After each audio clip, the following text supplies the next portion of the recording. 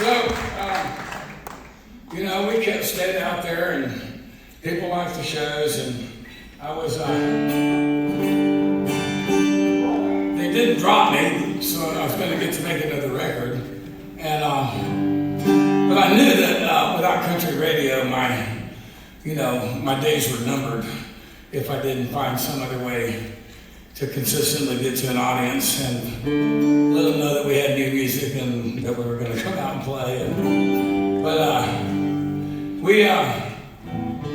for some reason, people in England that made records decided I was qualified to produce records.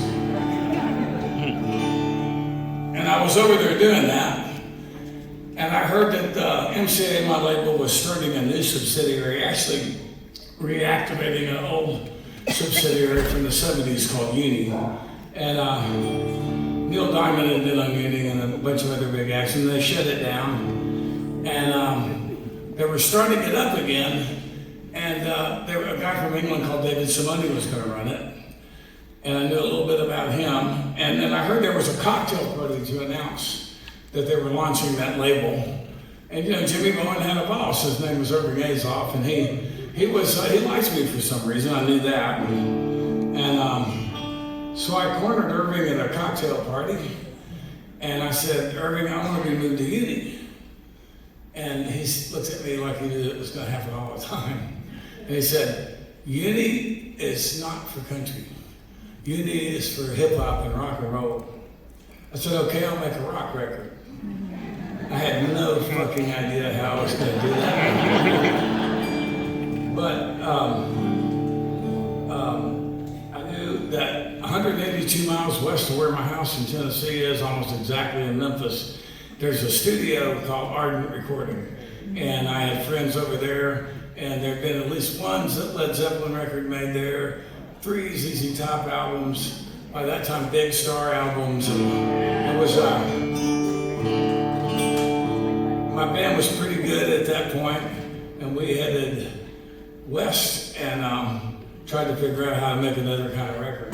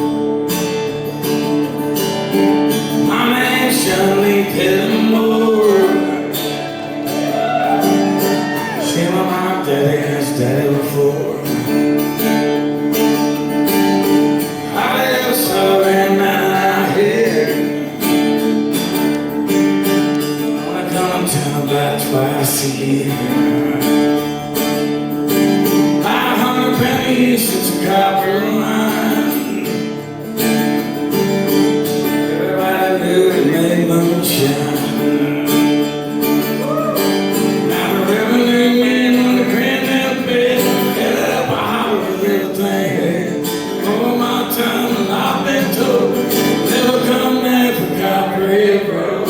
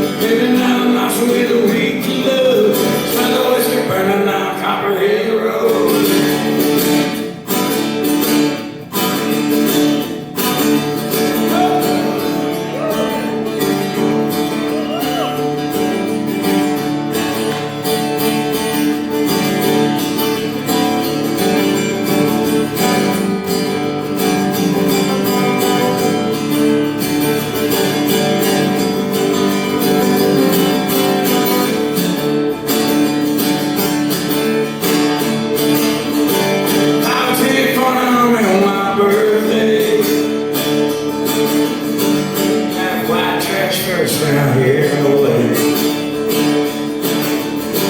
Now take it to the Indian Vietnam.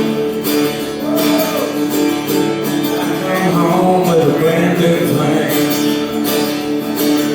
I'll take Steve from Colombia and Mexico. And I'm down Copperhead Road.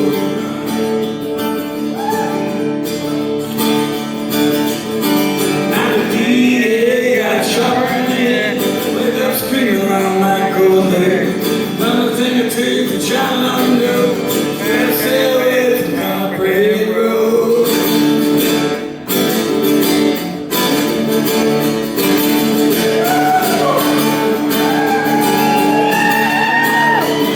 Come on, Copperhead Road. Copperhead Road. Copperhead Road.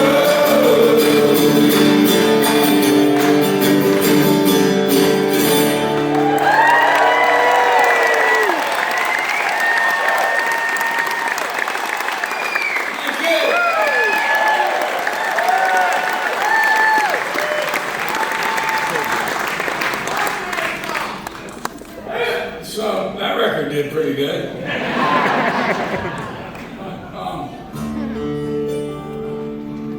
Things aren't always what they seem when you're looking from out there, and sometimes I know what they seem from in here. There's only 3 years there. Guitar Town's 86, Exit Zero's 87, and Copperhead's 88. And by the time that I was no stranger to hard drugs when I got to Tennessee in 86. In 74. What? Just shut the fuck up and let me do the shit.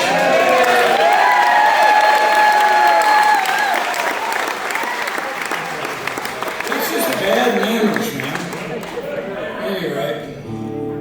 Anyway, I got there when I was 19. And I'm from San Antonio, Texas, and I grew up 150 miles from the border, and I grew up in a military town, 5 Air Force bases, Fort Sam Houston, and the Vietnam War going on, so there were drugs. And it was, but I got to Nashville, and I got a little bit of a reprieve because it's the most landlocked state in the Union, and drugs were really expensive, and they weren't very good. So I was, I couldn't afford anything extra. So, I drank whatever Guy and Susanna drank. And I didn't, then, 13, 14 years later, I start making records and making some money and traveling to places where the dope didn't suck. And I was in trouble almost immediately. By the time the Copperhead tour came around, the end of that tour, we were opening for Bob Dylan all over North America. We thought, what an honor, he'll never go out on the road again. He hasn't been off the road since. I was flying to San Antonio, as it happens, to a methadone program on my days off, every single day off, because it was the only place I could find that would give me take-homes, even though I'd never managed to come up with a clean urine in my life. But that's how I got through that tour. And I don't even want to think about how I got to the next tour, but I did, another album and another tour. And I'm really proud of all the songs on the record after that, and it didn't do as well, but they're really good songs. I still sing some of them, and other people sing them, but I do have to admit that the material was getting darker and darker.